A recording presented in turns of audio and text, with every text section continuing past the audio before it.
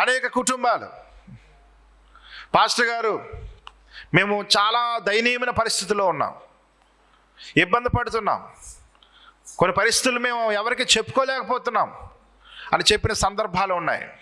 వారికి ఇదిగో దేవుడు మిమ్మల్ని దీవించేస్తాడు, ఇదిగో వెంటనే దేవుడు మిమ్మల్ని ఆశీర్వదించబోతున్నాడు అని ఏనాడు చెప్పలేదు. ఆత్మీయ జీవితం మీద దృష్టి పెట్టండి, ప్రార్థన ఎక్కువ చేసుకోండి, విశ్వాసంలో బలపడండి. దేవుడు మీకు ఏ లోటు లేకుండా మిమ్మల్ని పోషిస్తాడని చెప్పడమే జరిగింది. అంతేగాని ఇది జరిగిపోతుంది, అది జరిగిపోతుంది, అద్భుతం, ఆశ్చర్యం అని ఎప్పుడు కూడా చెప్పలేదు.